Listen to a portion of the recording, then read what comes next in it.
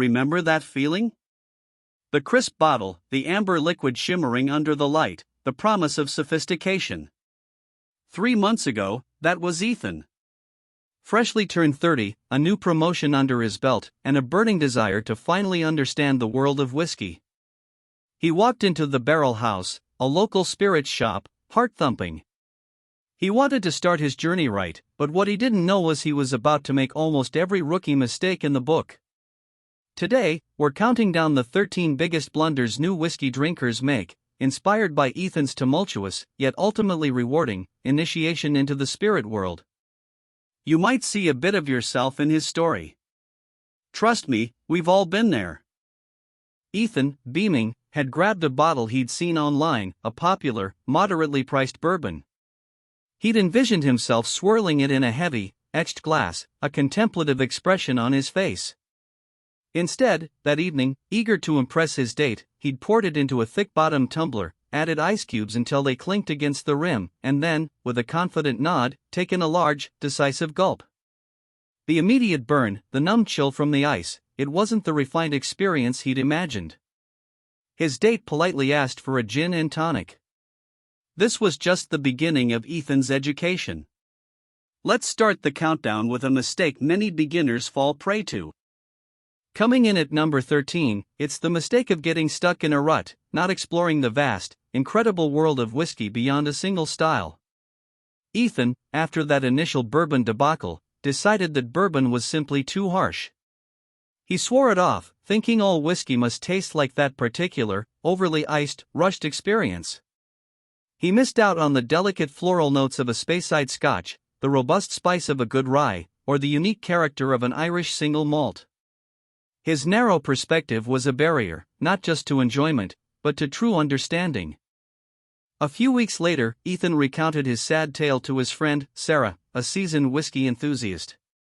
Sarah just smiled. "Ethan," she began, "that's like saying you hate all food because you once had a bad pizza.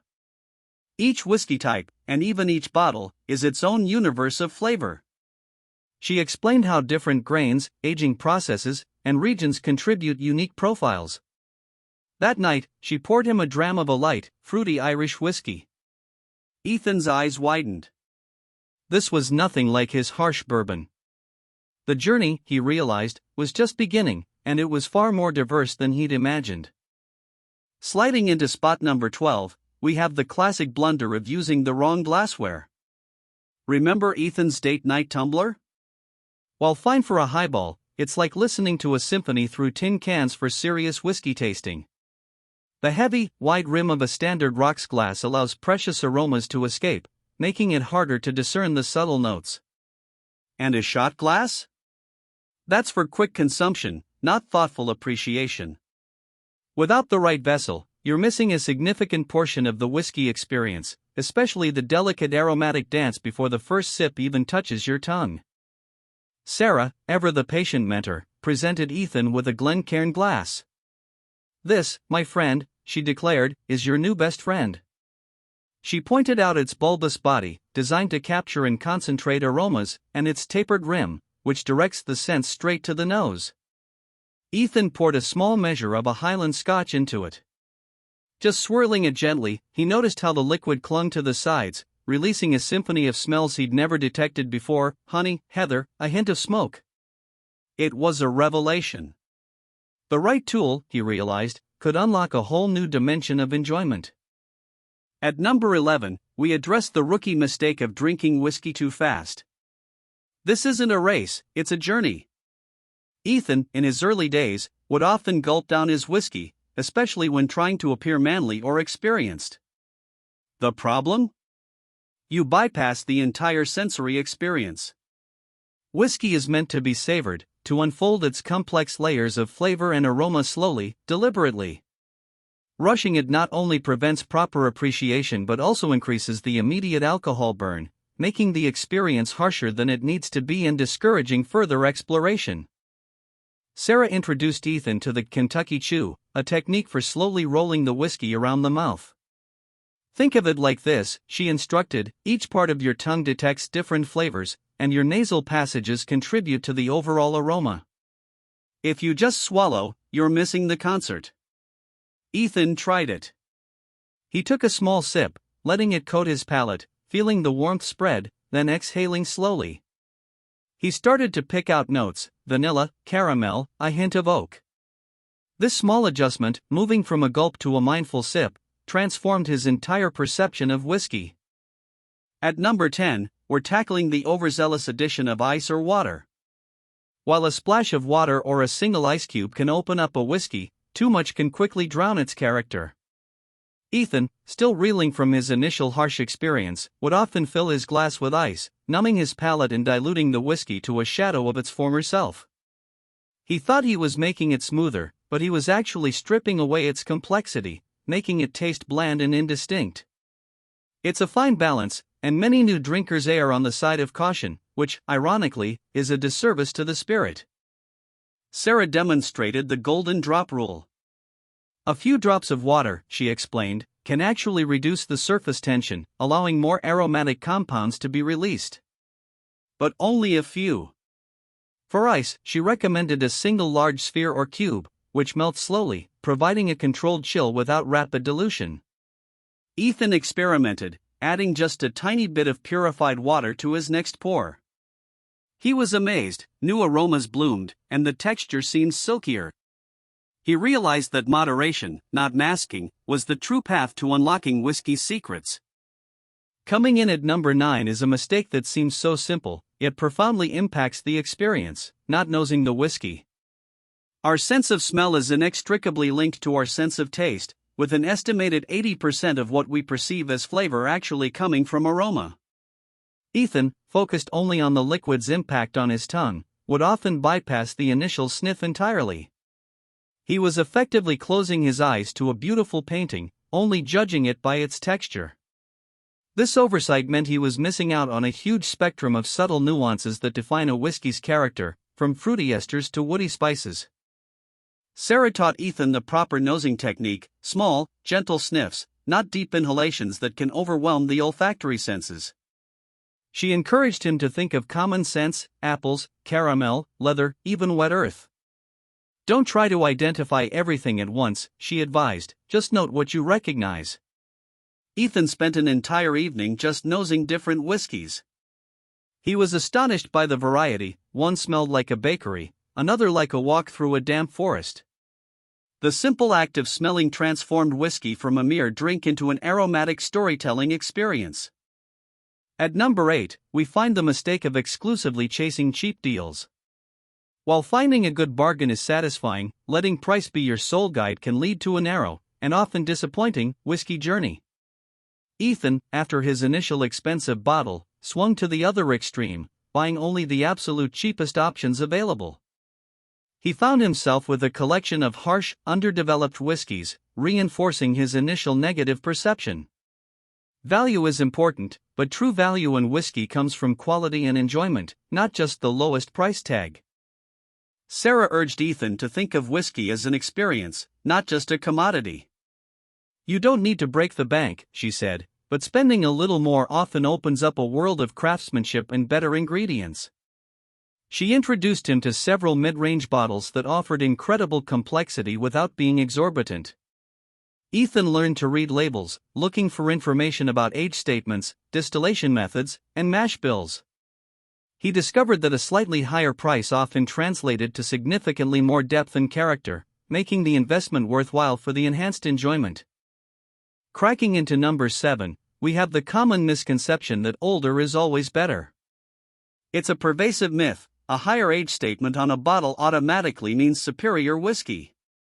Ethan, once he started appreciating some quality, began to covet the oldest bottles, believing their age alone guaranteed a transcendent experience.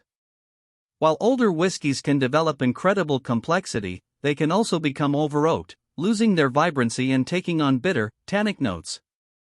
Age is just one factor, and sometimes, a younger, more vibrant expression is precisely what your palate desires. It's about balance, not just years. Sarah demystified the aging process. The interaction with the oak barrel is crucial, she explained. Too little time, and it's raw; too much, and the wood can overpower everything. She brought out a 10-year-old single malt and a 16-year-old from the same distillery. Ethan tasted them side by side. The 10-year was bright and lively, full of fruit. The 16-year was deeper, richer, but also showed more wood influence. He preferred the 10. It was a crucial lesson. The sweet spot for aging varies greatly, and personal preference always trumps the number on the label. Discovering your sweet spot is the real goal. At number 6, we're calling out the mistake of listening to whiskey snobs and succumbing to peer pressure. The whiskey world, like any passionate community, has its share of purists who insist there's only one right way to drink. Ethan, early on, encountered a self-proclaimed connoisseur who scoffed at his choice of whiskey and ridiculed his preference for a drop of water. This kind of gatekeeping can be incredibly discouraging, making new drinkers feel inadequate or afraid to trust their own palate. Remember, your journey is yours alone, and your enjoyment is paramount. Sarah emphasized personal preference above all. Whiskey is subjective, she told Ethan. What someone else loves, you might dislike, and that's perfectly okay. Don't let anyone shame you for how you enjoy your drink. She reminded him that the best whiskey is the one you like the most, drunk the way you like it. This liberating realization freed Ethan. He stopped worrying about impressing others and started focusing on what truly brought him pleasure.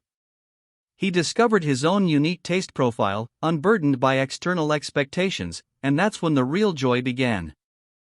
Coming in at number 5, diving headfirst into cask strength or peat monster whiskeys too early. Imagine learning to swim by jumping into the deepest part of the ocean. That's what it's like for a new palate to encounter a brutally high-proof bourbon or a heavily peat-Islay scotch. Ethan, after a few successful tastings, got ambitious. He bought a bottle of Laphroaig 10, famed for its intense smoky, medicinal character. His first undiluted sip left him coughing and sputtering. It was an assault, not an experience, and almost sent him running back to vodka. Start gently, build up, and let your palate adapt. Sarah gently chided Ethan. You've got to train your palate, not shock it, she advised.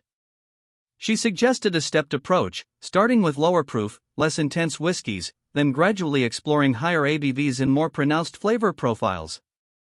For the peat scotch, she recommended trying it with more water initially, or even mixed into a cocktail to acclimate to the flavors. Ethan took her advice, slowly introducing himself to bolder expressions.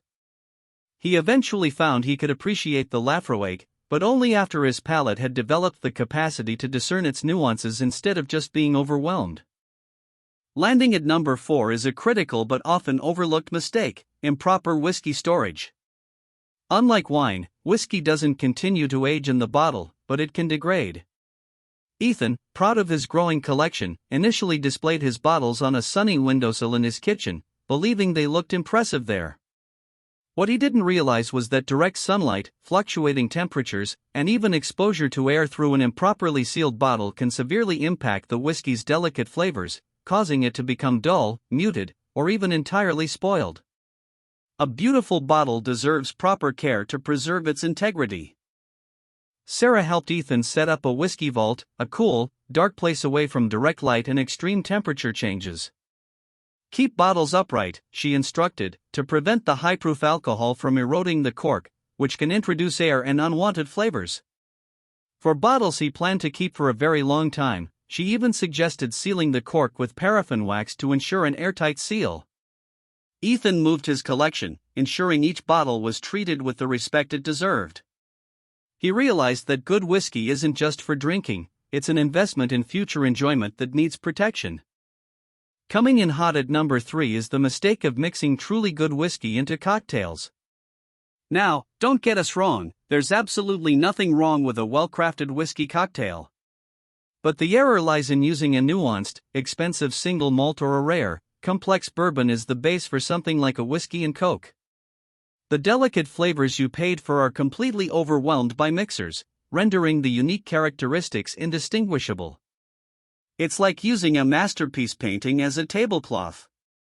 Save your special bottles for neat sips or with a touch of water. Use solid, but less complex, whiskeys for your mixes.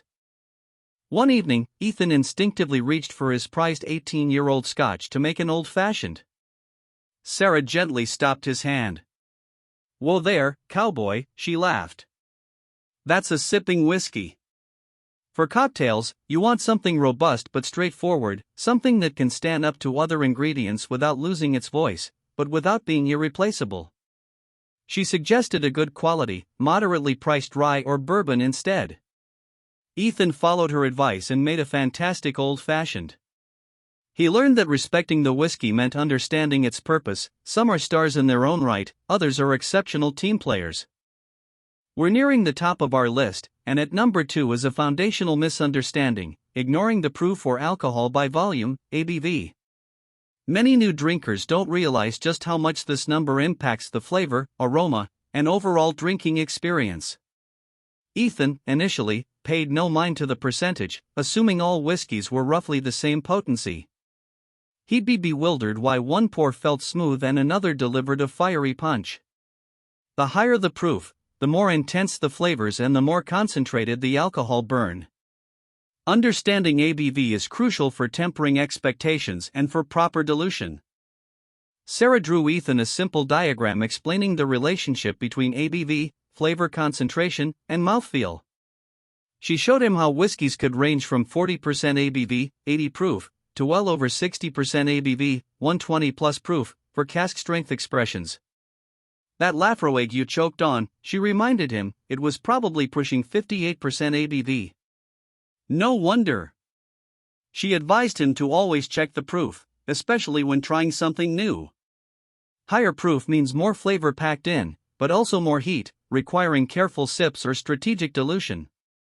It was another piece of the puzzle, allowing Ethan to approach each bottle with informed respect. And now, the biggest mistake of all, coming in at a definitive number 1, the fear of experimentation. After months of learning, Ethan had grown confident. He'd found a few favorite bourbons, mastered the Glencairn, and could identify notes like vanilla and oak. But he still hesitated to step outside his comfort zone. What if he bought an expensive bottle he didn't like? What if his friends judged his unusual choice? This fear, this paralysis by analysis, is the ultimate barrier to truly embracing the vast, wonderful, and personal world of whiskey. It prevents growth, discovery, and ultimately, deeper enjoyment. One sunny afternoon, Sarah presented Ethan with a challenge. She blind poured him 3 different whiskeys, a Japanese single grain, a smoky Islay, and a high rye bourbon. "Tell me what you like, what you dislike, and why," she instructed, without knowing what they are. Ethan, nervous but intrigued, took his time. He found himself surprisingly drawn to the Japanese whiskey, something he'd never have considered before. He disliked the Islay as much as ever, but could now articulate why. He had finally shed the weight of expectation and embraced his own unique palate. That blind tasting was the turning point. Ethan realized that true enjoyment didn't come from following rules or replicating someone else's preferences, but from forging his own path. He started visiting different bars, asking for samples of unusual whiskeys, and engaging in conversations with bartenders and fellow enthusiasts. He became an explorer, eagerly seeking out new aromas and flavors. His whiskey shelf now boasted a diverse collection, each bottle a testament to his adventurous spirit. He wasn't just a whiskey drinker anymore, he was a whiskey journeyer, constantly discovering, constantly learning, and truly enjoying every sip. So there you have it, the 13 biggest mistakes new whiskey drinkers make. Ethan's story isn't just his own, it's a mirror reflecting the journey many of us embark on. Remember, whiskey appreciation is a personal adventure.